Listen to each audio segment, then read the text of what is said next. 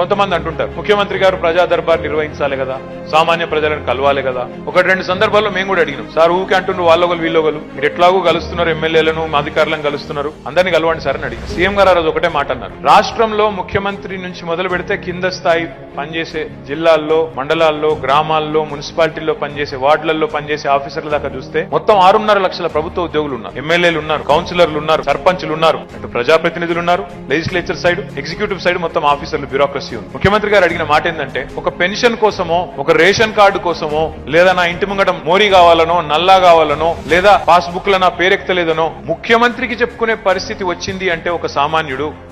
ఖచ్చితంగా ఆ వ్యవస్థలోనే ఏదో లోపం ఉంది, కింది దాకా ఉన్న యంత్రాంగం చక్కగా పనిచేస్తలేదని దాన్ని బట్టి నాకు అర్థమవుతుంది. ఈ సమస్యలన్నీ ఎక్కడికక్కడ పరిష్కారం కావాలి, ఎక్కడికక్కడ వీటిని సామాన్యులకు అధికార యంత్రాంగం అందుబాటులో ఉండి పరిష్కారం చేయాలి తప్ప ఇవన్నీ పోంగా ఈ అన్ని వ్యవస్థలు ఎగ్జాస్ట్ అయిపోయినాక ఇంకేమన్నా మిగిలితే వీళ్ళ వల్ల కాని సమస్య ఏదో ఉంది, జటిలంగా ఉంది, మా లెవెల్లో కాదు, గవర్నమెంట్ పోవాలా, కేబినెట్ పోవాలా, ముఖ్యమంత్రి దగ్గర పోతేనే అవుతుందంటే ఆ పని రావాలి తప్ప పెన్షన్లు, రేషన్ కార్డులు,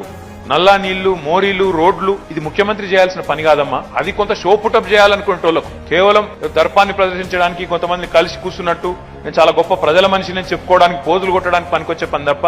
నిజంగా పనిచేసే పని కాదు అది.